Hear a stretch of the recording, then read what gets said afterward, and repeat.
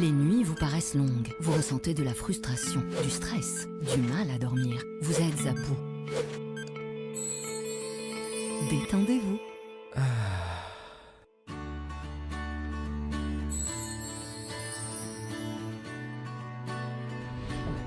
Réduction du temps d'endormissement, diminution des réveils nocturnes, relaxation. Une bonne nuit, ce n'est plus un rêve. Ce produit est un complément alimentaire sans dépendance disponible en pharmacie. N'hésitez pas à demander conseil à votre pharmacien. Mérinal, notre priorité, la qualité.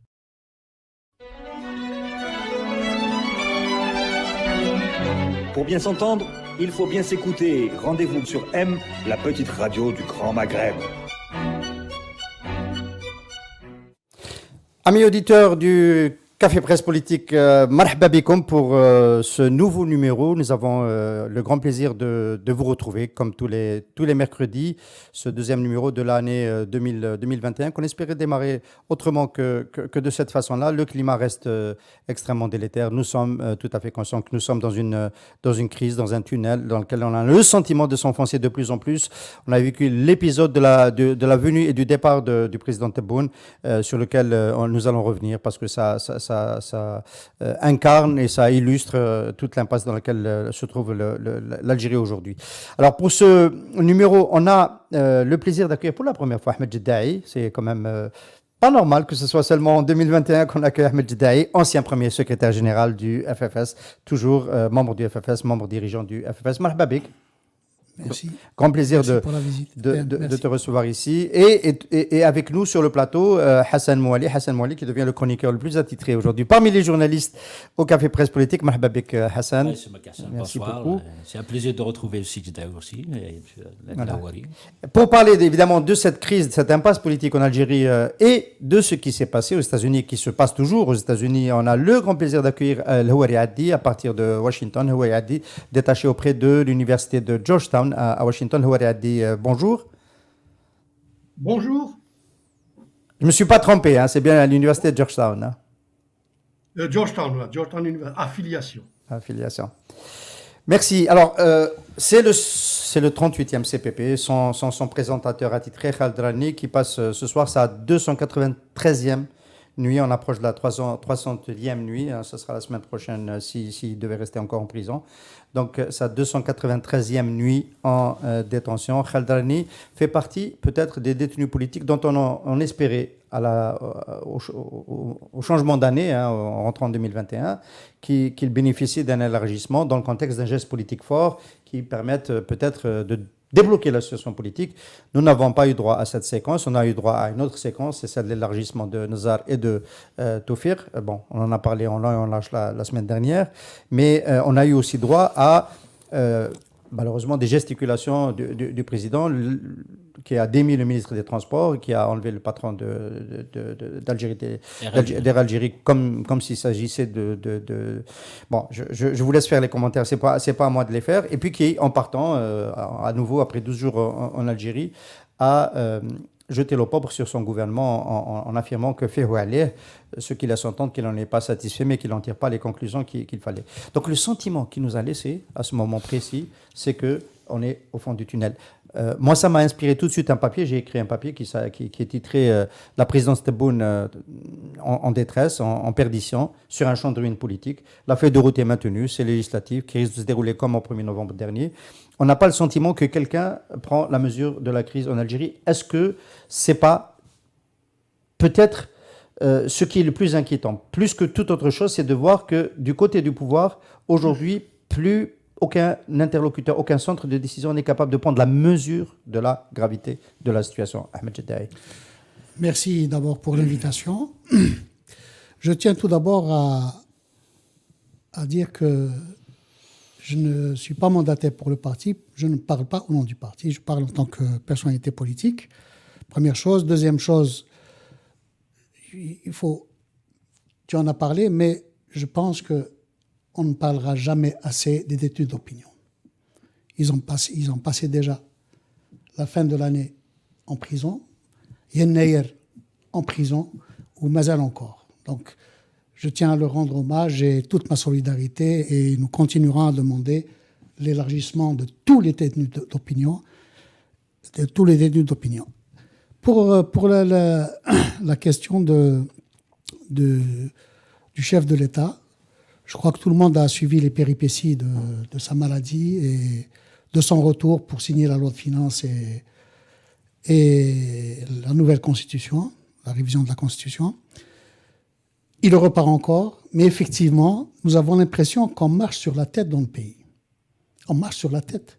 La situation est tellement dangereuse sur le plan politique, sur le plan social. Sur le plan social, on va en parler tout à l'heure. Je pense que la situation est de plus en plus... Sur le plan sanitaire, la crise sanitaire que nous vivons, avec toutes les conséquences économiques, sociales et pour la population. Et on assiste aussi au déferlement de scandales monstrueux. Peut-être qu'il faut mettre la montre de l'autre côté, parce qu'elle touche le bord, elle fait du bruit. La montre. La montre, d'accord. Ouais. Donc, je vais l'enlever. C'est encore mieux. Donc, et le dernier scandale monstrueux, c'est celui des lingots d'or de Ouihia. Je pense qu'on n'est jamais arrivé à un niveau aussi bas, à un niveau aussi dramatique. Et dans tout cela, la population est laissée pour compte. Elle est laissée pour compte.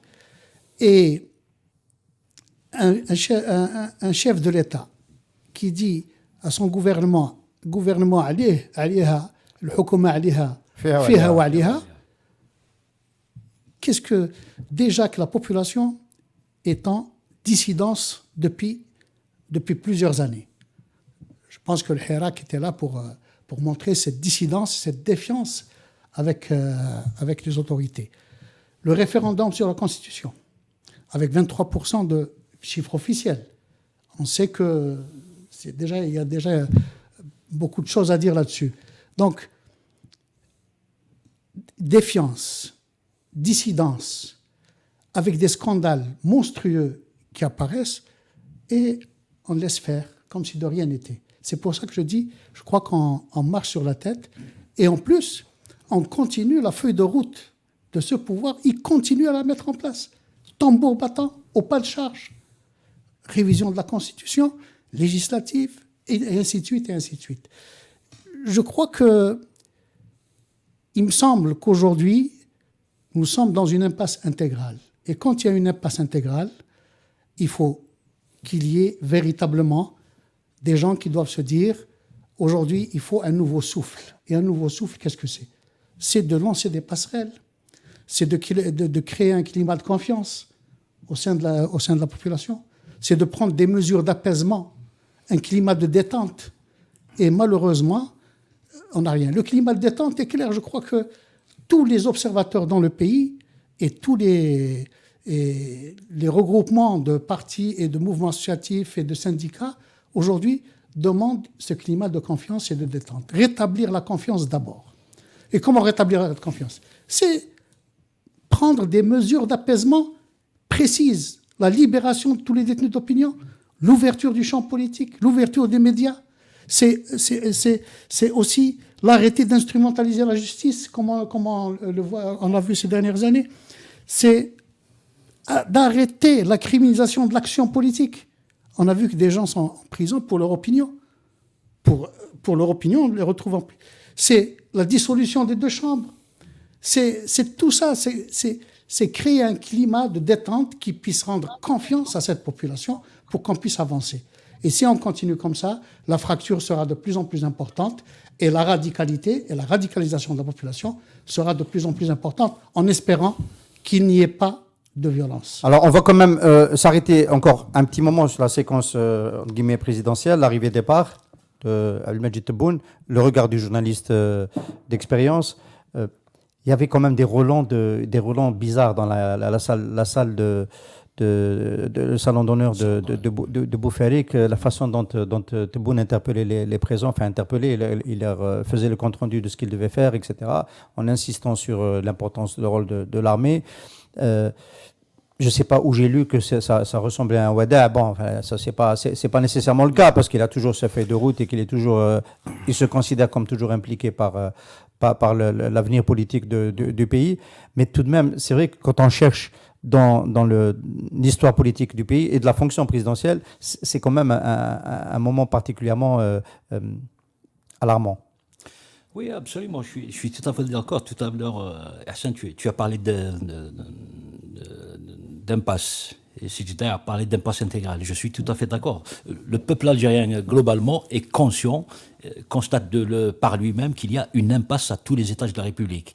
Et l'image du salon d'honneur, justement, voyant Tebboune esquisser un sourire, du gouvernement, il dit que fiha wa aliha. Moi, ça m'inspire une phrase, une insoutenable légèreté dans la gestion des affaires du pays. C'est-à-dire qu'au moment où nous, simples citoyens, nous éprouvons de la peur pour l'avenir de notre pays, nous constatons tous les jours par les faits, les gestes et la non-gestion du gouvernement qu'il y a péril en a de mort. Le président, c'est comme si de rien n'était, il nous dit bon, fiha wa aliha, voilà, c'est comme si habba mal habba, kariha mal kariha, hadi wa hadi wa hadi wa hadi. Ça ne gère pas un pays. L'équivalent en français, quand même, il y a du bon et du moins bon. Ce serait un peu cela. Mais on n'attend pas d'un président qui nous dise il y a du bon, du moins bon. Un président, ça décide.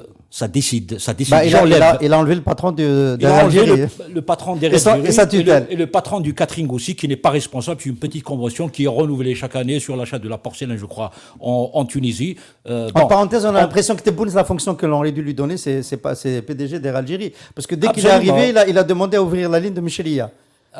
Oui, c'est chez lui. Il avait demandé à louer cette ligne. Je crois que c'est le poste qu'il vise en réalité. Peut-être qu'il ferait peut-être un bon PDG, en effet. Mais c'est choquant, plus sérieusement, c'est choquant d'avoir quand même un chef d'État comme ça et réduire les choses à une... c'est-à-dire, quand il parle des perspectives algériennes, il le fait avec une insoutenable légèreté. Comme si toutes les choses se passent bien. D'ailleurs, je vous renvoie aussi à la petite déclaration qu'il a faite sur l'économie quand il est revenu d'Allemagne. Il dit non, quand il a fait sa vidéo sur Twitter, il disait que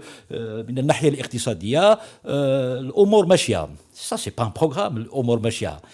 Moi, ça m'inquiète quand j'entends le chef de l'État tenir un tel discours. Ça m'inquiète.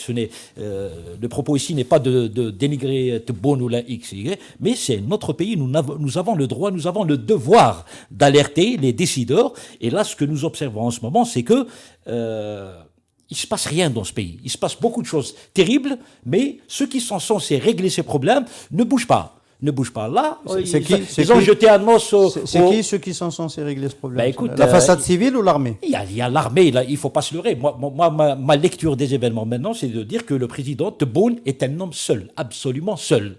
Il n'a quasiment aucun soutien. Peut-être Ben Ali, je ne sais pas, mais il n'a quasiment aucun soutien. Il revient d'Allemagne, il trouve Khaled Nazar... avion présidentiel et tout, on voit qu'il y a beaucoup de changements à la tête de la hiérarchie militaire. Il était contre. Tu penses que Hassan qu'il était Je ne pense pas, je me pose la question. Peut-être qu'il va revenir dans une semaine, il va trouver Ali Erderi libéré. Donc, ce serait une bonne nouvelle. C'est une très bonne nouvelle. Donc, je me demande pourquoi Ali Erderi, le pauvre, il galère en prison depuis 18 mois pour rien du tout. Donc, c'est les dommages collatéraux, c'est Gaïd Salah. Mais disons les choses clairement. Qui nous a ramené Tebboune, c'est bien Gaïd Salah. Gaïd Salah n'est pas là. On assiste depuis au moins 3 mois à la campagne de dégaïdisation. On enlève tous les hommes. Ça ne veut pas dire qu'ils sont costauds, qu'ils sont compétents, bien au contraire. D'accord? À la limite, c'est une œuvre de salubrité publique que d'enlever des gens qui empêchent ce pays de cheminer vers un horizon démocratique. Et là, on peut parler des détenus d'opinion. Qu'est-ce qui justifie aujourd'hui de garder Khaled Drani, Khalid Msaoudi? Bon, je vais me faire l'avocat des pauvres. Mais bon, il n'y a pas de fait avéré, il n'y a pas de dossier. Rachid Nekaz et tous les autres. On continue encore, et comme ça, tu veux, au bout, organiser des élections législatives. Est-ce que le changement, finalement, se fait à travers des élections? Ce n'est pas normal. Ce n'est pas une solution. C'est une fausse solution à un vrai problème. Donc, voilà, je vais faire un peu dans la perspective. Je ne vois pas Tebboune rester au-delà d'une année. Ça me paraît invraisemblable qu'il puisse continuer à gouverner comme ça, parce que en face, il y a au niveau du peuple, ça gronde quelque part. Il n'y a pas de marche d'accord, mais ça gronde. Les Algériens ne sont pas contents. On n'est même pas. On a des ministres, il y a certains ministres guignols, complètement guignols. C'est pas comme ça qu'on gère un pays en crise. Nous devons les décideurs doivent prendre les bonnes décisions. Ils peuvent faire une transition. Je ne dis pas moi je n'appelle pas à un coup d'État. Il est là, je l'ai toujours dit, on prend acte. Il a été élu, désigné, entre guillemets, il est là, on doit prendre acte, mais il doit prendre les décisions. Il va pas. Lui, il considère qu'il prend des décisions puisqu'il continue sur sa feuille de route. Il ne faut pas qu'il pense qu'il est vraiment légitime. Il n'est pas légitime du tout. Il n'a pas la légitimité populaire. Oui. Il n'a pas la légitimité même des décideurs, parce que même les décideurs, ils sont en train de changer. Nous le constatons tous. Donc, la moindre des choses, il aurait été mieux inspiré d'écouter ce que pense le peuple, les revendications du peuple. Je ne parle pas du hirak, du peuple. Qu'est-ce qu'il faut faire? Ce ne sont pas les élections, ne seront jamais la solution. Il faut rétablir, comme l'a dit si bien CSID, des passerelles avec le peuple, avec la société politique. Il faut réhabiliter le politique. Le bon vieux slogan de Hosni Ahmed, réhabiliter le politique. Il faut que les Algériens sentent qu'il y a véritablement un changement. À ce moment-là, on ne va pas faire une fixation sur le bol. S'il prend des bonnes décisions, tant mieux. Tant mieux pour le pays, tant mieux pour lui. Il peut rester, il n'y a pas de souci. Mais il faut engager... Il peut nous surprendre en le faisant ça. J'espère, oui. Mais je n'y crois pas. Oui. La dernière fois où je t'ai entendu intervenir en public, c'était dans l'espace Nida Tininoachin, dans lequel tu es partie prenante, et tu expliquais qu'il fallait que l'armée prenne ses responsabilités par rapport au blocage actuel, dont elle était largement responsable. Moi, juste rapidement, j'ai réécouté l'entretien qu'on a eu en 2015 avec Hussein Ben Hadid, général à la retraite, qui déjà à l'époque, après la chute du général Toufiq, nous disait il n'y a personne qui est capable de prendre des décisions et Saïd Bouteflika va pouvoir éventuellement succéder à son frère. C'était le débat de 2015. Bon, nous, on ne pensait pas que c'était l'option de Saïd Bouteflika que de succéder à son frère, mais ce qu'on voulait retenir de ce récit-là, de ce témoignage, c'est qu'il n'y avait plus personne dans l'ANP de suffisamment fort par rapport à l'époque de Nazar, de l'Ammari, de Toufiq, du début des années 90. Il n'y avait plus personne pour prendre des décisions, changer de cap, faire de la politique. On a le sentiment que c'est encore plus vrai aujourd'hui. Ça, c'était vrai en 2015. Gaël Saleh a sévi en 2019, très mal. On est à peu près d'accord sur cela. Mais aujourd'hui, il n'y a plus personne pour jouer ce rôle. Et donc, dans ton approche, le Houari Addi, si le président, le chef d'État, on peut l'appeler comme ça, on sait qu'il n'est pas légitime, le problème n'est pas là, n'est pas en mesure de prendre de grandes décisions politiques, qui va les prendre, le Houari Addi?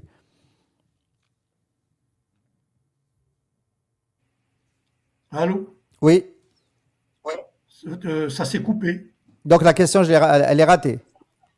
Je la reprends. J'ai compris l'essentiel de la question. Qui peut prendre dans l'armée aujourd'hui des décisions politiques importantes sur le cap à suivre? Alors, il faut prendre du recul historique et faire l'analyse de ce système pour comprendre ce que tes invités appellent l'impasse. Le FLN, qui est le couronnement des luttes du mouvement national pendant plusieurs décades pour arracher l'indépendance, a créé une armée pour forcer la France à négocier l'indépendance. Ensuite, au cours de quelques années, cette armée a éliminé le FLN. Et donc, elle s'est substituée au FLN. Ça, c'est le coup d'État de 65. L'armée en 62 s'est substituée au FLN et a pris le pouvoir. Donc l'armée joue le rôle d'un parti. L'armée algérienne, le régime lui fait jouer le rôle d'un parti. Le commandement militaire, c'est un bureau politique. Et comme dans ce bureau politique, il n'y a aucun chef, depuis Boumediene, l'armée n'a eu aucun chef. Il s'efface. C'est pour ça qu'on a l'impression qu'il n'y a personne. Il n'y a personne, mais il y a le bureau politique. Voyez-vous? Et donc, tant que le régime n'accepte pas de faire de l'armée une institution et de la dépolitiser, la crise persistera et s'approfondira. Et la crise, elle persiste depuis au moins 1988. Parce qu'après 62, lorsque l'armée s'est posée en parti politique, Les Algériens ont plus ou moins accepté une majorité. Pourquoi? Parce que cette armée, à l'époque, ce parti, à l'époque, un programme. L'industrialisation, la nationalisation des matières premières, l'autodétermination. Même sur le plan international, l'Algérie avait un poids dans le cadre de la politique de la doctrine des non-alignés, etc., etc. Mais ce programme a échoué. Il a échoué. Il n'a pas amorcé le développement, il n'a pas modernisé la société ni la culture. Et donc, en 1988, le parti qui s'appelait l'ANP aurait dû devenir l'armée. Et même le nom ANP devrait être supprimé. C'est l'armée algérienne. On peut être d'accord pour dire que depuis Boumedienne, l'armée n'a pas eu de chef de la façon dont l'était Houari Boumedienne. Mais peut-être qu'elle a eu quand même des aéropages de chefs qui étaient capables de prendre des décisions. On en veut pour preuve le dernier grand moment où l'armée a sévi, le 11 janvier 1992. 4-5 généraux se sont mis d'accord pour stopper un processus électoral et nous ont engagé le pays dans une autre direction. Donc, même s'il n'y avait pas une figure tutélaire comme celle de Boumedienne, il y avait suffisamment de généraux pour prendre des responsabilités de ce type. On ne va pas évaluer la qualité de la décision. Aujourd'hui, on a eu toute la fin de vie politique de Bouteflika où personne n'a sévi. Là, il y a beaucoup d'acteurs politiques qui ont appelé à l'application de l'article 120. 102, l'article 120, c'est une autre histoire. L'article 102, depuis 2016, c'est l'article 102. Avant, c'était un autre article. Et ça ne s'est pas fait. Et aujourd'hui, on a le sentiment qu'on est un peu dans la même situation, c'est-à-dire une impasse politique, une façade qui ne tient pas la route, une façade civile qui ne va pas tenir la route, mais personne pour décider. Est-ce que... Voilà, c'est ça peut-être aussi qui nous laisse parce qu'on se retourne quand même encore vers Tebboune. On dit qu'il vaudrait mieux que ce soit encore Tebboune qui joue un rôle, qu'il instaure une autre instance de dialogue, qu'il fasse quelque chose, quoi, mais qu'il arrête de déployer la feuille de route de Gaël Saleh. Le Houari Addi, la question est toujours adressée à toi. Hein. Oui, le commandement militaire est une direction collégiale. Et donc... ils sont une trentaine ou une quarantaine de généraux, et forcément, ils n'ont pas la même perception de la solution à apporter à la crise. Et c'est pour cela qu'ils sont divisés.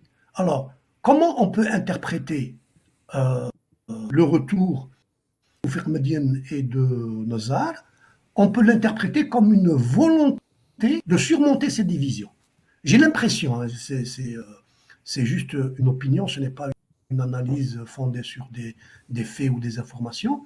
J'ai l'impression que le commandement militaire perd un certain nombre de réformes qui ne remettent pas en cause la sécurité personnelle des généraux, et que ces réformes vont s'étaler sur 2 ans ou 3 ans, et que pour cela, ils ont besoin de la solidarité de corps de tous les généraux.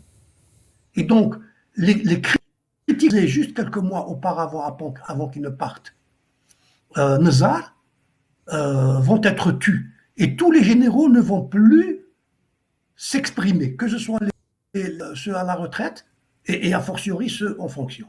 Et je crois qu'il y a une unité de corps plus forte encore qu'avant, n'est-ce pas? Parce qu'ils sentent que le régime peut basculer après la fin de la pandémie.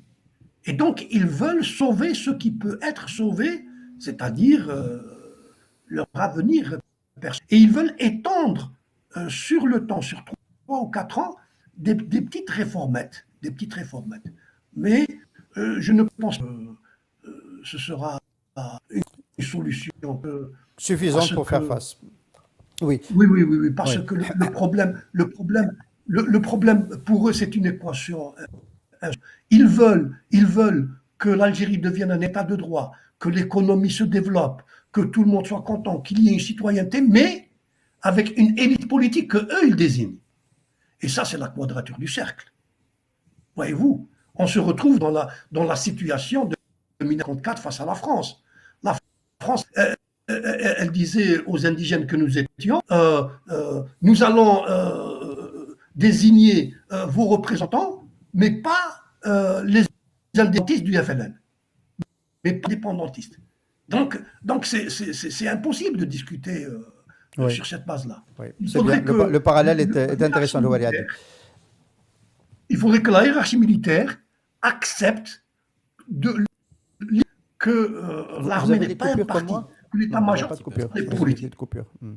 Merci, Louari. On va juste, par rapport à cette séquence, évidemment, on peut aussi demander à la classe politique, au Hirak et à ses élites de proposer des offres, de faire des offres politiques. Parce qu'il n'y a pas que la présidence défaillante, entre guillemets, et le commandement militaire qui n'arrive pas à le faire. Il faudrait que aussi ça se fasse du côté des représentants de la société, même si on est d'accord pour dire qu'il y a eu beaucoup de propositions depuis 2019. J'en parle pour dire qu'il y a eu un moment dans l'histoire, et on va profiter de la présence d'Ahmed Jiddaï avec nous pour l'évoquer et faire un peu le parallèle, celui de la crise terrible de 92, des années 90, où à un moment donné, une partie de l'opposition a pris ses responsabilités et a produit une offre, celle du contrat national, dont c'est l'anniversaire d'ailleurs aujourd'hui. Et à l'époque, il y avait un interlocuteur qui a joué un rôle. On peut le dire, on a le sentiment aujourd'hui que cet interlocuteur n'existe pas. L'interlocuteur à l'époque, c'était Zeroual, c'était le gouvernement Zeroual et l'armée qui le soutenait. Et la réponse était celle d'Attaf qui avait rejeté d'un revers de la main en disant c'est rejeté globalement et dans le détail. Même cette séquence-là, aujourd'hui, on a le sentiment qu'elle n'est pas possible. Oui, vous avez bien fait de rappeler le contrat national qui a été signé à Rome le 13 janvier 1995. J'ai été moi-même négociateur et signataire de ce contrat national aux côtés de M. Aït Ahmed et d'autres responsables politiques. Je parlais tout à l'heure de l'impasse intégrale. En 1995, il y avait une impasse intégrale aussi. N'oubliez pas que c'était une offre de paix. C'était pour arrêter les fusions de sang. À l'époque, en 1995, il y avait 120 000 morts. Par la suite, ça a continué, puisque ce contrat a été rejeté globalement et dans le détail. Ce n'est pas par Attaf. Attaf, c'est seulement le porte-parole, mais par l'armée et par les autorités de l'époque. Et en fait, pour parler quand je parlais d'impasse intégrale, je me rappelle toujours quelque chose un élément que Aït Ahmed nous a appris énormément de choses. C'est quand il y a une impasse, il faut toujours chercher,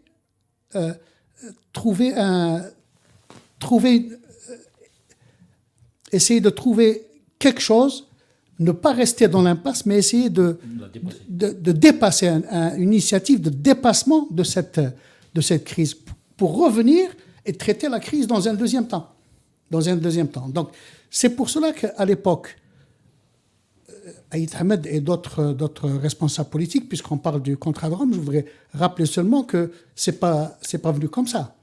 Il y avait une crise, mais nous avons tenté de trouver une solution avec les autorités de l'époque. Et c'est pour la première fois que j'en parle. J'ai été chargé. Avant de parler de ça, je préfère rappeler une initiative ratée. Abou Bakr Belkaïd nous avait contactés au mois d'avril 93. 93. 93. Sur 14, il était décédé. 93, avril 93. Et à l'époque, j'étais secrétaire général par intérim. Le FS a fait une lettre après l'entrevue avec Belkaïd qui nous a demandé de trouver, on va essayer de trouver une solution. Mais en fait, dans leur tête, c'était pour nous intégrer dans leur démarche. Mais nous avons fait une lettre qu'on a envoyée au comité d'État en disant « Monsieur Belkaïd est venu, voilà ce qu'il a proposé » et le FS est prêt à discuter, une lettre qui existe et qu'on peut rendre publique. Et on voudrait bien savoir s'il est mandaté ou pas. Finalement, celui qui a été mandaté, c'était le général Touati, encore en vie. Donc le général Touati nous a contactés, a pris contact avec nous, d'abord chez Belkaïd la première fois, et ensuite à Dar el Afia. Il y a eu 5 à 6 rencontres, ici à Alger, pour voir quelles sont les solutions à donner et qui ont été ponctuées vers le 20 juin, entre le 15 et le 20 juin, qui a été ponctuées par une rencontre avec Aït Ahmed à Genève. Où, donc Général Touati et Aït Ahmed. Général Touati et Aït Ahmed. Mais qui était mandaté. Donc on a eu 2 rencontres à Genève avec Aït Ahmed. On avait réglé tous les problèmes ici. Et donc la rencontre avec Aït Ahmed, c'était pour justement finaliser. Au cours des 2 séances de travail qu'on a eues, on était tombé d'accord sur le fait qu'il faut aller à une conférence nationale. Alors, les propositions d'Aït Ahmed, c'est qu'avant d'aller à une conférence nationale, il fallait prendre des mesures de détente, des mesures d'apaisement à l'époque. Ouvrir le champ politique, laisser s'exprimer la population ouvertement, les syndicats, et aussi la libération des détenus politiques à l'époque. Et et aller à une conférence nationale pour le 20 août. Donc, je rappelle juste à nos amis auditeurs, nous sommes en l'été 93. L'été 93. C'est la période où les attentats individuels commencent à monter en cadence, voilà, les journalistes, etc. Où la situation sécuritaire est en train de se dégrader de semaine en semaine. Hein. C'est quand même ce contexte-là. Oui, tout à fait. Donc il y avait quand même un déferlement de violence qui était là et qui était ciblé aussi. Il y avait aussi un ciblage d'intellectuels, de journalistes. Donc, on était tombé d'accord sur le 5 juillet, mesure de détente. Le 20 août 1993, donc le 5 juillet 1993, mesure de détente, prise unilatéralement par le pouvoir. Et le 20 août, conférence nationale, où tous les acteurs politiques, avec le pouvoir, devaient se rencontrer dans une conférence nationale, essayer de trouver une solution d'une transition apaisée. Donc, à la fin de la rencontre, il n'y avait pas de réponse du général Touati. Il a demandé à ce qu'on se revoie le lendemain, lui-même. Il a dit, je vais me concerter et je vous rends la réponse. Donc, le lendemain, on s'est vu. Il y avait Debaïli, Aït Ahmed, moi-même, avec le général Touati. Et du côté du général Touati, il a dû se concerter avec probablement le général Nzar, qui était l'homme fort du HCE. Le lendemain, il revient. On s'était rencontrés, toutes les rencontres s'étaient tenues à l'hôtel Movenpick de Genève. Et le lendemain, quand on a commencé, textuellement, il a dit, j'ai appelé Sey Khaled, et Sey Khaled est d'accord pour le 5 juillet et pour le 20 août. Il parlait de Nzar. Donc, nous, on était contents parce on pensait qu'il y avait véritablement une solution, enfin, une dynamique qui allait s'installer. Nous, avec Debaïli, on est revenu à Alger. On a attendu qu'il y ait rien. Silence radio. Le 10 juillet, nomination du général Zerouel comme ministre de la Défense. C'est là où on a compris que tout était tombé à l'eau. Et qu'est-ce qu'il y a eu, entre autres, eux-mêmes peuvent le dire, ils sont en vie, le général Nzar et le général Touati. Et ce n'est qu'après ça, quand on a vu qu'il y avait ni mesure de détente, ni contact pour aller à une conférence nationale, qu'il y a eu une autre conférence nationale en 94, janvier 94, qui était de Ben Salah, qui était complètement vidée du sens avec lequel on s'était entendu. Et ce n'est qu'après ça, où on avait boycotté nous-mêmes, ce n'est qu'après ça qu'on a commencé, puisque vous ne voulez pas de solution, on a commencé à prendre contact avec les éléments du FIS. La première rencontre qu'il y a eu, je l'ai tenue avec un représentant du FIS mandaté par tout le monde, c'était Abdelkrim Doudou, le député de Sétif de 91. On s'est rencontrés à Bruxelles, où 3 questions ont été posées, et je termine sur ça. Ensuite, on peut passer à autre chose. Mais c'est important quand même pour dire que d'occasions ratées. Ouais. Que d'occasions ratées. Donc, 3 questions ont été posées aux éléments du FIS. 1, il y a des réponses claires. 1, est-ce que vous pouvez faire un appel pour l'arrêt de l'effusion de sang, l'arrêt de la violence? Ils étaient d'accord. Deuxième question, le processus démocratique et l'alternance. est-ce que vous êtes d'accord sur l'alternance et le projet démocratique et les droits de l'homme? Cette deuxième question, j'ai eu la réponse moi j'étais mandaté par Aït Ahmed et lui il était mandaté par les éléments du fils. Troisième question, que faire de l'armée?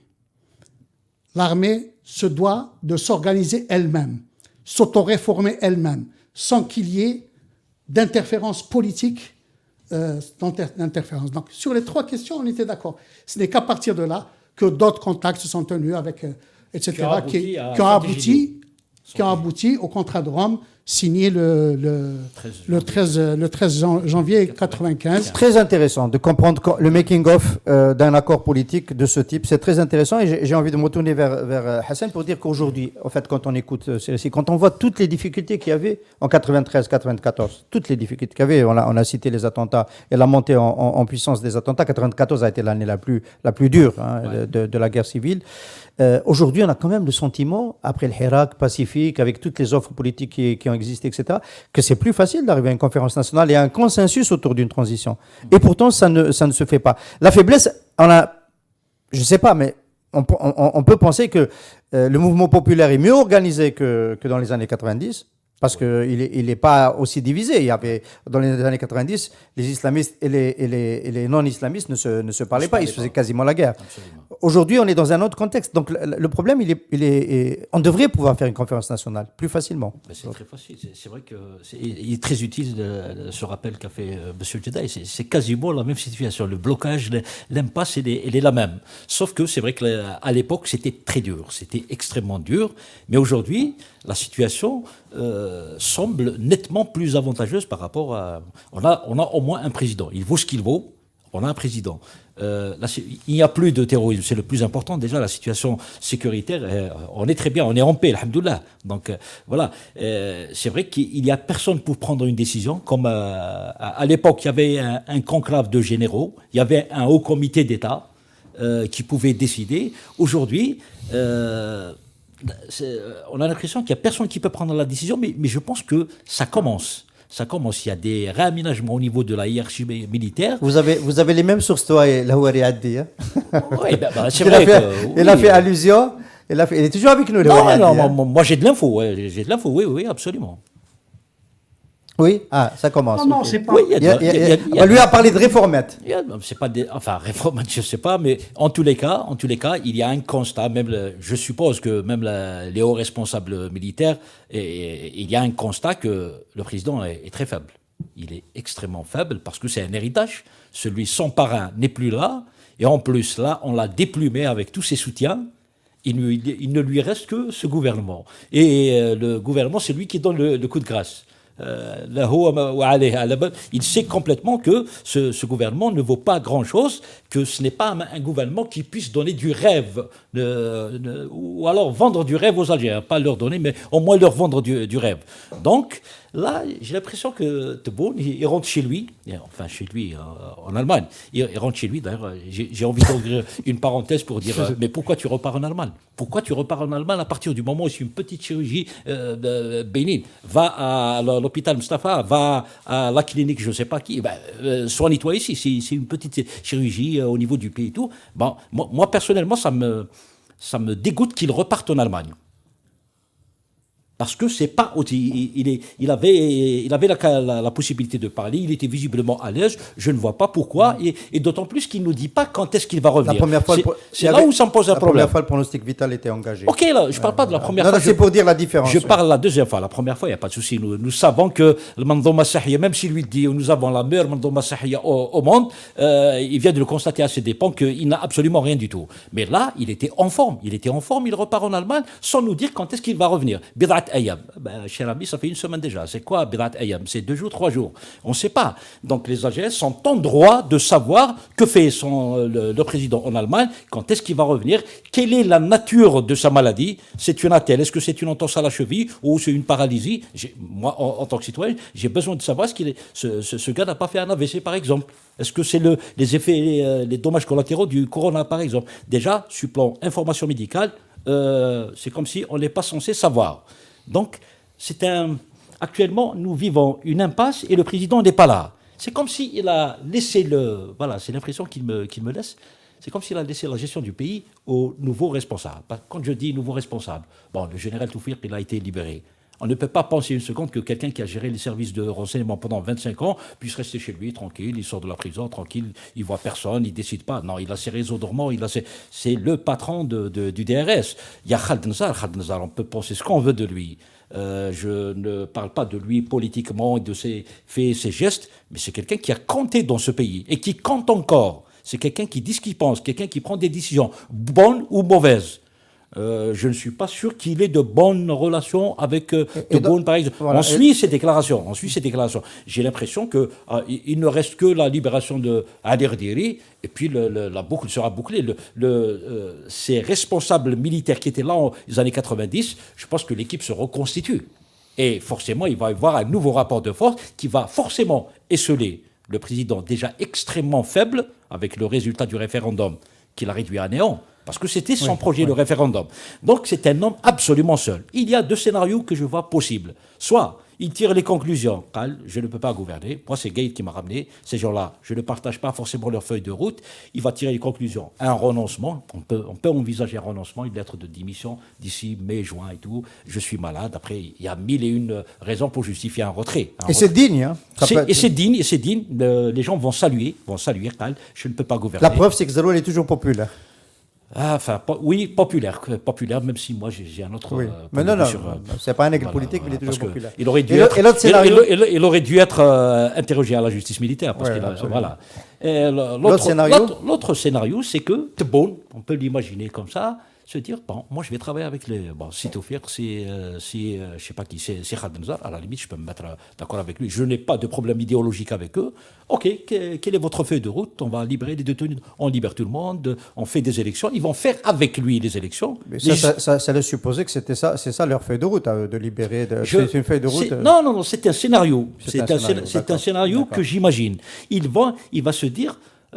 Quitte à finir un mandat ou mi-mandat d'émission, mais on va aller dans ce scénario-là, élection législative, début de l'été, fin de l'été, à peu près septembre maximum, législative. Et cela, s'ils vont faire tout pour que les partis politiques, j'imagine que tous les partis vont participer. On va en parler. Pour moi, la classe politique, il n'y a plus de classe politique, ni opposition. Tu m'as offert une vraie transition, on va en parler de ce scénario et de la capacité encore possible ou pas d'attractivité des processus en cours. C'est la question que je voulais poser à Louari Hadi. Est-ce qu'on peut imaginer, Louari Hadi, que il n'y a pas eu de réaction pour le moment parce qu'on n'est pas encore convaincu que la feuille de route Gaïd Salah Tebboune est totalement échouée. On peut toujours se dire dans l'armée qu'un référendum constitutionnel, c'est pas quelque chose de très attrayant. Les Algériens ont boycotté, il y avait le Covid, on peut se trouver des raisons, plein de raisons. Mais que pour des législatives, là où on peut reconstituer une clientèle politique, ça se passera mieux et donc on remettra un petit peu de l'allant dans la dynamique de reconstitution de la façade civile. Est-ce que c'est peut-être pas ce scénario qui fait qu'il ne s'est rien passé d'important, en dépit de l'échec du 1er novembre? Il ne s'est rien passé d'important et il ne se passe rien d'important depuis au moins 1988. Le régime est dans un immobilisme parce qu'il veut résoudre une équation insoluble. Alors là, je reviens sur ce que vient de dire tout à l'heure Hassan. Nous n'avons pas d'informations. Le public algérien n'a pas d'informations officielles de la part de ceux qui détiennent l'autorité publique. Ceux qui détiennent l'autorité publique ou ceux qui investissent les hauts fonctionnaires de l'État, de l'autorité, les généraux, ne parlent pas. L'information devrait venir d'eux. Dans une démocratie, ceux qui détiennent l'autorité publique, ils donnent des conférences de presse. Ils font des déclarations à la presse.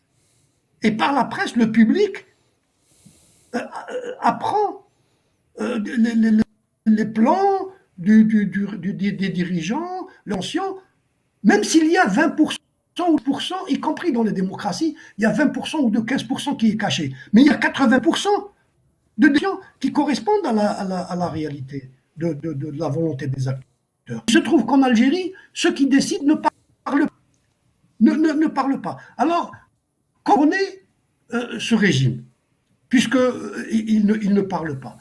On le connaît non pas sur les informations qu'il donne, parce que les informations qu'il donne, par le biais d'autres acteurs, induisent en erreur. On le connaît parce que ce régime a sa rationalité. Tout système politique a sa logique. Et cette logique et cette rationalité est confirmée a posteriori par ce qui s'est passé. Prenez les mémoires de Nazar, et il en a écrit des mémoires. Les mémoires de Nazar, ils confirment l'analyse du régime qui est divisé en pouvoir réel et pouvoir formel. Lui, il ne parle pas de pouvoir formel, il parle de cheptel politique. Il a dit un jour, nous n'avons pas de cheptel politique sur lequel on peut compter. C'est-à-dire, on n'a pas un pouvoir formel qui peut nous satisfaire et qui peut diriger le pays.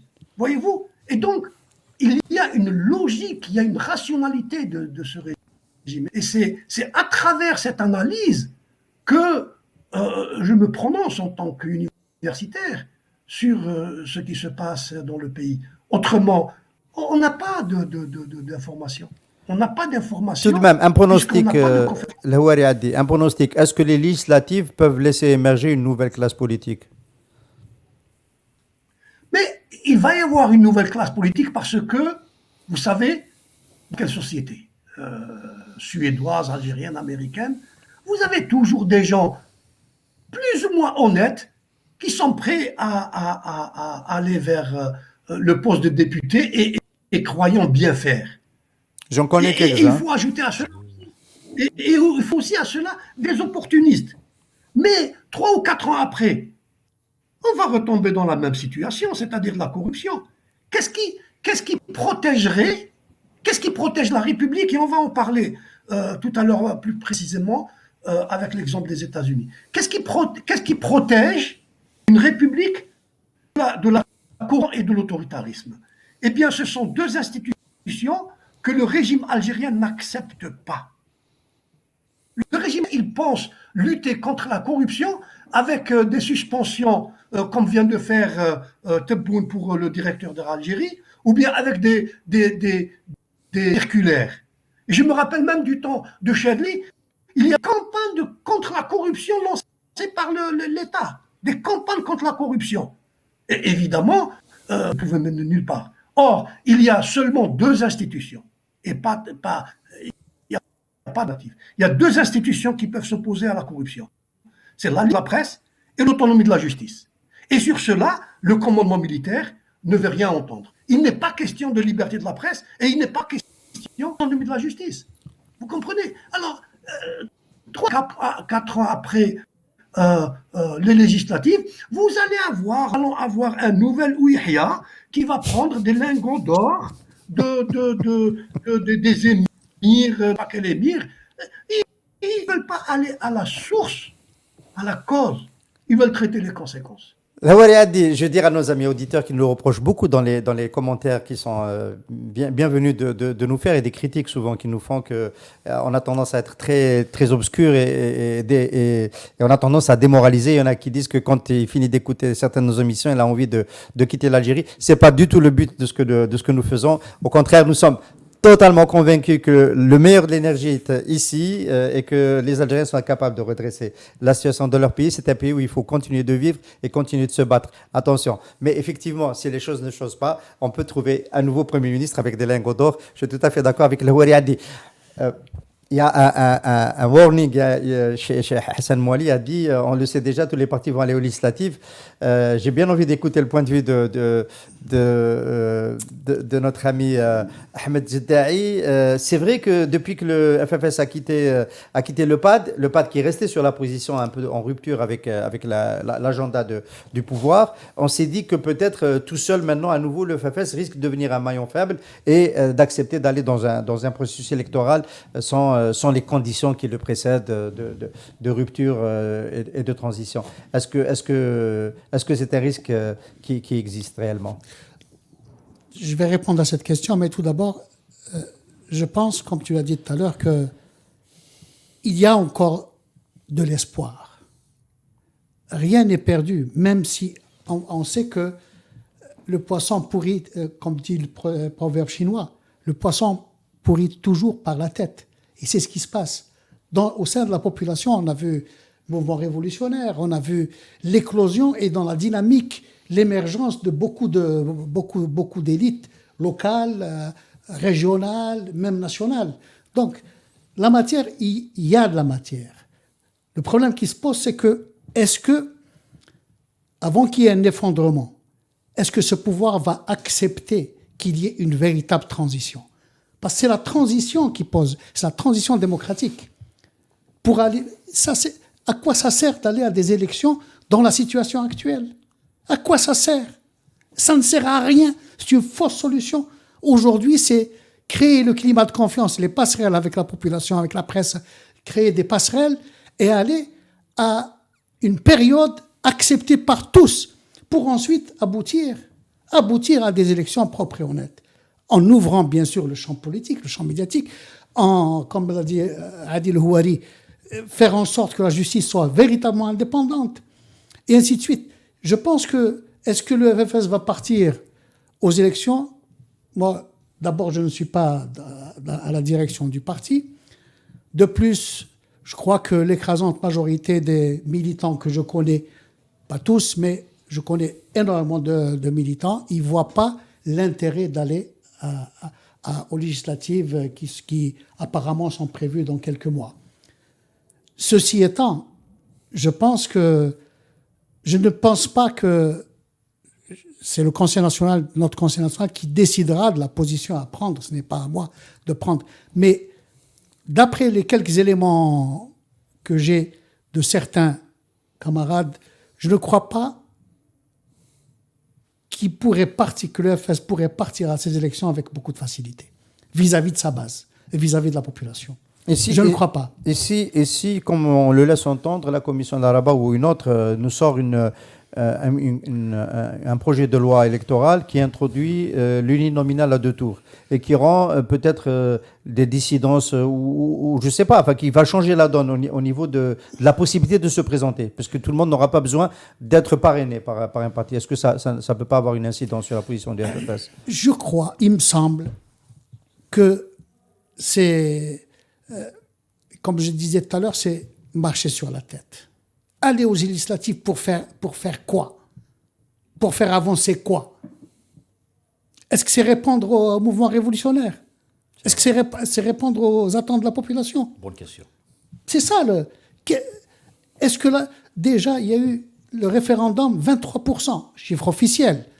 On sait que... Absolument. Division de au moins. Vous croyez que dans la situation actuelle de crise sanitaire, de désastre social, d'appauvrissement de la population, de manque de repères, est-ce que vous pensez réellement que les gens vont aller voter? Ils sont loin d'aller à un vote.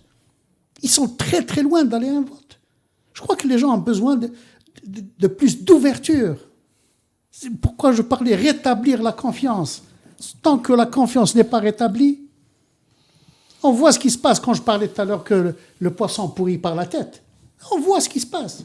On voit le nombre de personnes qui sont en prison pour problèmes économiques, bien sûr, pour corruption avérée, etc. On voit des chiffres astronomiques de financement de la campagne du 5e mandat. Et puis aussi, je tiens à dire aussi qu'il ne faut pas, sous couvert, c'est-à-dire on demande la libération de tous les détenus d'opinion, mais sous couvert de libération de détenus d'opinion, faire une amnistie pour les crimes économiques, ça, personne ne l'acceptera. C'est-à-dire que les détenus d'opinion ne doivent pas être les otages d'une amnistie ou autre chose. C'est un problème politique qui est là. Les détenus d'opinion doivent être inscrits dans un cadre général d'ouverture politique, de libération de l'espace public à la population, laisser les gens manifester pacifiquement. On a vu, 1 an, il n'y a pas eu une vitre de cassée. C'est incroyable. C'est ça, créer le climat de confiance. Ce n'est qu'à partir de là qu'on peut construire. On ne construit pas sur le chaos. On ne construit pas sur le chaos. Qu'est-ce qu'on va construire sur le chaos? Les détenus d'opinion, j'en profite pour rappeler ou annoncer pour ceux qui ne le savent pas que le procès de Mohamed Tajadid, le poète de Hirak, le poète de la Kasbah, Et ces 2 co-détenus aura lieu demain jeudi à Bainam. Il a pu l'obtenir ils l'ont pu, à 3, l'obtenir ce procès grâce à une grève de la faim de 10 jours qui a conduit à leur hospitalisation. Et ils n'avaient pas été instruits. Ils sont restés 7 mois en détention sans avoir rencontré le juge d'instruction parce que le ministère de la Justice n'a pas nommé un juge d'instruction à Bainam. Tout simplement, il manquait un poste qui n'était pas pourvu. Et donc, ils sont restés comme ça ils ont fait 2 mandats de dépôt sans être instruits. La grève de la faim a débloqué la situation. Donc, demain, le procès aura lieu. Évidemment, nous allons le suivre avec nos médias. Et de très près, on espère évidemment qu'il soit libéré. C'est un des indicateurs de la situation et de toutes les mesures dont on parle. Mohamed Tadjadid, un vrai symbole populaire du Hirak de la Révolution. Nous avons peut-être terminé avec la séquence Algérie parce qu'on arrive sur la fin. Tu voulais juste ajouter un mot parce qu'on va avec le Houari Addi évoquer la situation aux États-Unis pour quelques minutes. L'Algérie, bien c'est sûr. plus important. Bien sûr. Alors, donc, juste par rapport aux élections, moi, le constat fait par tout le monde, c'est que les élections n'ont jamais été un moteur de changement en Algérie. Les élections sont conçues par le pouvoir, le système, comme un instrument de légitimation Sauf en politique. 1990, en juin, La seule fois, il y a eu une alternance au niveau des APC. Comme quoi, ils contrôlent absolument rien. Donc, s'ils continuent sur ce processus d'élection législative et tout ça, c'est pour créer un nouveau équilibre politique qui permet au régime de rester maître du jeu, le régime. Mais moi, je pense que ce n'est même pas Tebboune qui gouverne aujourd'hui. Je pense qu'il faut pas être naïf. Ce sont les militaires. Les militaires, ils doivent se dire une bonne fois pour toutes que le pays est en danger potentiel. Est en danger potentiel. C'est pas la peine de rappeler ce qui se passe à nos frontières, le Polisario, l'arrivée d'Israël, la Libye à côté, le Mali et tout. On est, je sais pas, je le dis toujours, l'Algérie ressemble à une zapette comme ça. On peut la faire flinguer avec une zapette. On a tellement de problèmes en interne, plus au niveau de nos frontières. Si ces hauts responsables ne sont pas conscients de la dangerosité de la situation, ça veut dire que vraiment c'est Machiavel qui gouverne dans ce pays. Donc je pense que ils doivent, nous souhaitons qu'ils prennent la mesure des dangers qui guettent nos pays et ne pas poursuivre cette marche folle vers des élections, croyant qu'ils vont régler la crise politique avec des élections des strapontins, ils vont s'acheter de nouveaux partis politiques, Benataïa, je ne sais pas qui et tout. Ça ne fait pas de l'Algérie un pays démocratique. Il faut urgemment engager le pays sur une voie, une perspective vertueuse, démocratique, réellement destinée à changer le pays. On ne demande pas au pouvoir de changer l'Algérie en 6 mois. On sait que c'est un processus lent, mais commençons de grâce. Il faut que ça commence dès maintenant. Trompez-nous, mais trompez-nous avec intelligence. Nous voulons être, cette fois-ci, au moins à 50% maître de notre destin, tout simplement. Cette Algérie, je suppose qu'un gars comme Général Toufik, tout puissant patron du DRS, pendant 25 ans, il se retrouve en tôle pendant 2 mois. Presque 2 ans. Je suppose que ça va lui donner à réfléchir. J'espère que ça va lui donner à réfléchir. Moi, patron du DRS, emprisonné pendant 2 ans. Comme quoi, nul n'est au-dessus de la loi. Le système ne se réduit pas à tout faire ni à Bouteflika. Nul n'est au-dessus de l'arbitraire. De l'arbitraire, exactement. Pas de la loi, de l'arbitraire. Parce que lui-même, il est victime de l'arbitraire. On doit comme quoi le système algérien ne se réduit pas à des personnes à tout faire, Bouteflika, XX. Le système, c'est une nébuleuse.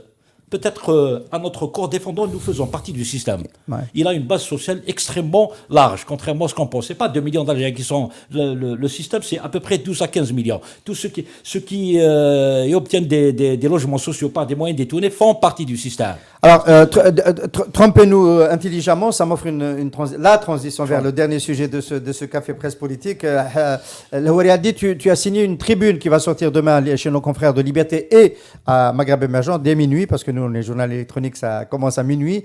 La faillite de la droite américaine, comme clé d'explication de ce qui se passe aux États-Unis, l'assaut sur le Capitole, ça a évidemment choqué beaucoup de monde. On a essayé de comprendre. Et la question qu'on se pose aujourd'hui, c'est quelle forme va prendre le Trumpisme après le départ de Trump de la Maison-Blanche. Quelle forme il va prendre? Est-ce qu'il va prendre une forme émeutière, il va prendre une forme un peu plus grave, violente? C'est un peu ce que redoute une partie des Américains. Ou est-ce qu'il peut s'institutionnaliser et devenir un courant puissant au sein du Parti républicain et revenir dans 4 ans, peut-être même à mi-terme, comme une alternative à un éventuel échec supplémentaire des démocrates et de l'establishment qui est souvent assimilé aux démocrates aux États-Unis? Alors, cette question que tu poses, c'est la question que se posent tous les journalistes américains. Bon, il y a des diverses réponses, mais personne n'est sûr de ce que va être le trumpisme. Avant d'élaborer, je voudrais faire quelques remarques introductives. Il est important pour nous, Algériens, de rendre la scène politique américaine. Nous connaissons l'Algérien moyen, l'Algérien connaît relativement bien le système politique français, comment ça fonctionne, mais il ne connaît pas du tout comment ça se passe aux États-Unis. Donc, pour comprendre, et il est important de le comprendre parce que c'est un pays qui domine le reste du monde, et c'est un pays qui, au fond, si on réfléchit bien, la parité du dinar, c'est-à-dire le pouvoir d'achat de l'Algérien, dépend indirectement ou directement de la parité du dollar. Et la parité du dollar est décidée par le Congrès de façon indirecte. Quand le Congrès vote, le Congrès américain, un déficit de 3 000 ou 2 000 milliards de dollars, ça a des conséquences sur la parité du dollar et ça a une conséquence sur la parité du dinar. Et donc, nous avons intérêt à connaître ce pays. Ce pays qui s'est donné comme prérogative un embargo pour n'importe quel pays du tiers-monde. L'Iran, aujourd'hui, est sous embargo de façon injuste. Voyez-vous, demain, ça peut être l'Algérie. Et donc, il faut connaître le système politique de ce pays. Et donc, moi, je suis depuis quelques années aux États-Unis et je suis, comme tout le monde, ce qui se passe. Ce que je voudrais dire pour qu'on comprenne la crise actuelle, c'est que le système politique américain connaît 2 partis. Et non pas comme en Europe, où il y a plusieurs partis. Donc, il y a un parti de droite, le parti 1, et de gauche. De gauche, un parti centriste, qui est le Parti démocrate. Ce qui se passe depuis quelques années, c'est que le parti de droite a grandir l'influence de l'extrême droite sur l'électorat.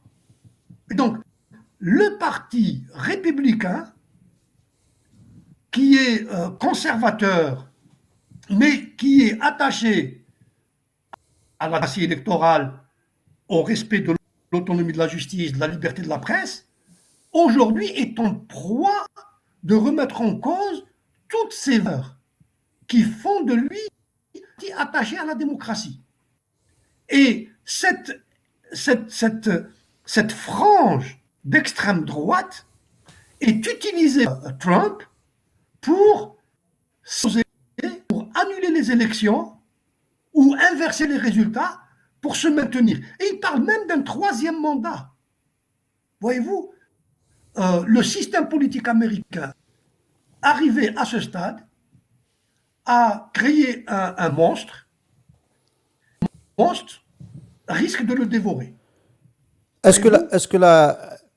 Malheureusement, on va pas pouvoir rester longtemps sur ce sujet parce que la connexion s'est dégradée au fil des minutes, mais ma question c'est, est-ce que les contre-pouvoirs démocratiques institutionnels qu'on prête aux États-Unis, vu de loin, vu d'Algérie, on se dit, bon, c'est un pays qui a 2 siècles de tradition démocratique, est-ce qu'ils se sont avérés solides? Est-ce qu'ils s'avèrent solides, ces contre-pouvoirs, et quels sont-ils? Alors, je parlerai de force et de faiblesse de la démocratie américaine. C'est ce qui est prévu dans ton article que j'ai. C'est ça.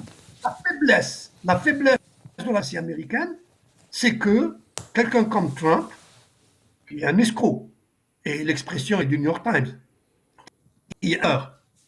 arrive à être président, avec des chaînes de télévision comme Fox News, qui, à longueur de journée, déverse un discours trompeur, un discours raciste, un discours haineux, n'est-ce pas?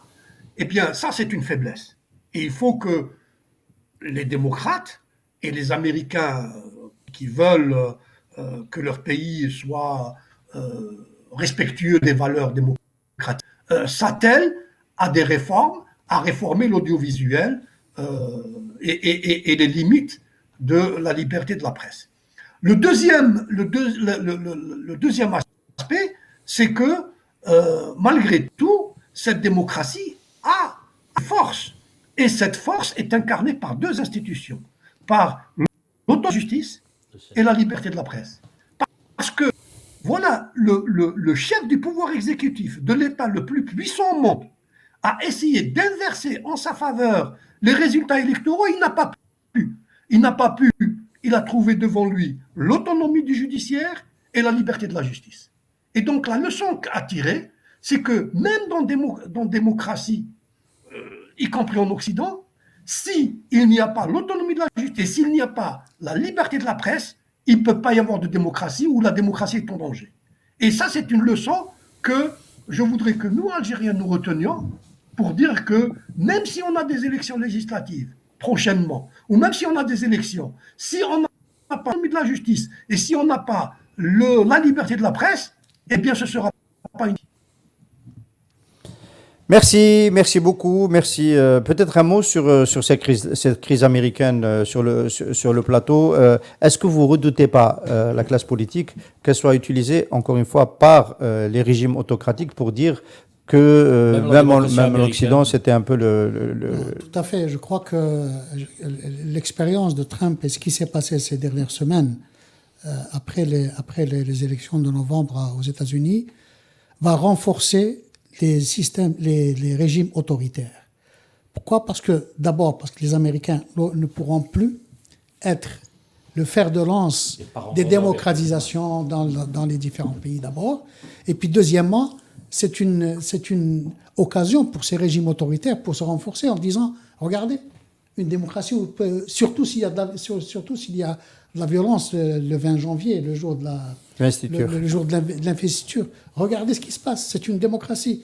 Donc, il vaut mieux, pour les États autoritaires, ils vont prendre cet exemple pour dire, nous, on contrôle notre population. C'est toujours dans le système de contrôler la population. J'espère, en tout cas pour les Américains, et j'espère qu'il n'y aura pas de violence le jour de l'investiture qui va s'installer durablement. Hassan, ça c'est le mauvais côté c'est le mauvais côté des choses, mais peut-être qu'il y a un bon côté. C'est le côté populiste, la vague populiste autoritaire dans le monde, en Europe notamment, raciste, qui s'est beaucoup exprimé contre les xénophobes, contre les peuples du Sud, contre la migration, etc. Peut-être qu'elle perd son champion aussi et elle va peut-être reculer dans les opinions. Pour moi, il y a quand même un aspect positif. Il y a la folie de Trump, ce qu'il a fait. C'est une profanation ce qui s'est passé au Sénat. Mais il y a le bon côté des choses, c'est le vice-président des États-Unis, Mike Pence, qui était républicain bien sûr, le colistier de Donald Trump. C'est lui qui investit pratiquement officieusement Donald Trump. Aujourd'hui même, parce que Nancy Pelosi... Qui a investi Joe Biden. Joe Biden, Nancy Pelosi, la speakerine de la Chambre des représentants, elle a écrit à Mike Pence en lui disant qu'on va faire appliquer le 25e amendement pour destituer Donald Trump. Il lui répond aujourd'hui même, j'ai lu la lettre, il lui dit « Je suis particulièrement heureux de votre gestion de cette crise ». Il parlait à Nancy Pelosi, qui est une démocrate, bien sûr.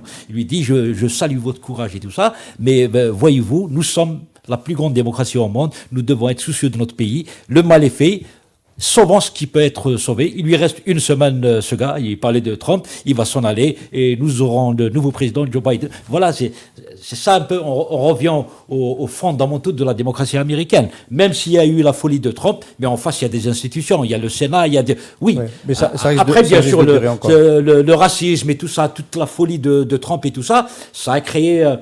le peuple américain est divisé.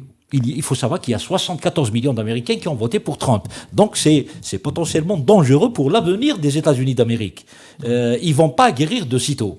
Maintenant, pour nous qui voyons, qui avons les yeux rivés sur les États-Unis, c'est vrai que nos régimes, malheureusement, ils vont se dire, voilà, American. How American?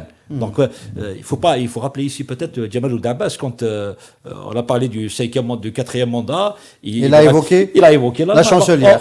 Angela Merkel, qui est le système n'a absolument rien à voir avec le système algérien. Elle est élue par son parti, elle passe. D'ailleurs, elle quitte son 4e mandat sur les applaudissements. Vous voyez un peu. Donc, mais ça. Pourquoi ce genre de machine de propagande réussit, Hassan, dans nos pays, en nos contrées, comme on dit? C'est parce que le niveau de conscience politique du peuple est largement en deçà. C'est pas sûr que ça réussit.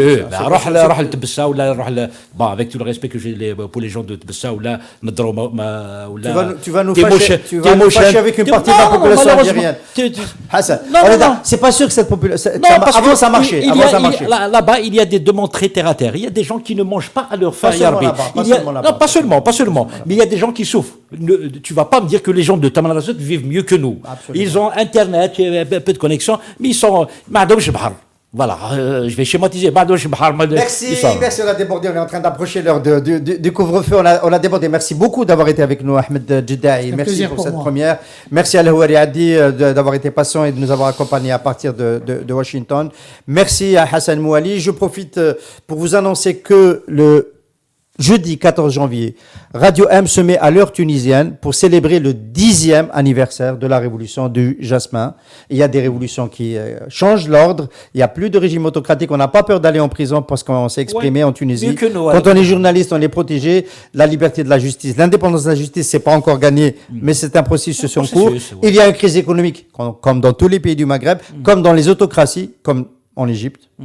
Donc, on en profitera pour faire un bilan de ce... Il y aura 4 heures d'émission à partir de 20h dédiées entièrement à la révolution tunisienne. Il y aura de grandes interviews, notamment celle de Mostafa Ben Jafar, le président de l'Assemblée constituante en Tunisie, un talk avec de grandes personnalités en Tunisie, et avec Ben Achour, évidemment, Ben Achour qui a dirigé la transition pendant la haute instance de la transition. Et donc, on fera le tour de la question pour essayer aussi de tirer les leçons de ce processus-là pour ce qui nous concerne. On a écouté Al-Houari Addi sur les leçons qu'il faut tirer sur ce qui s'est passé aux États-Unis, de ce qui s'est passé aux États-Unis. Et il y a l'exemple tunisien à côté de nous. Il y a du bon et du moins bon, évidemment, mais on va essayer d'écouter. 4 heures d'émission dédiées au 10e anniversaire de la révolution tunisienne, jeudi à partir de 20h, donc demain, à partir de 20h. Voilà, jeudi, c'est demain. Merci beaucoup, merci encore une fois. À très bientôt, merci de nous suivre. Comme ça.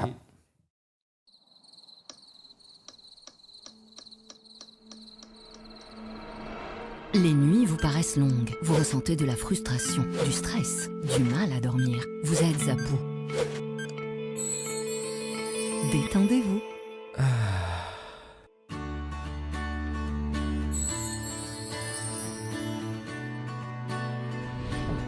Réduction du temps d'endormissement, diminution des réveils nocturnes, relaxation. Une bonne nuit, ce n'est plus un rêve. Ce produit est un complément alimentaire sans dépendance disponible en pharmacie. N'hésitez pas à demander conseil à votre pharmacien. Mérinal, notre priorité, la qualité.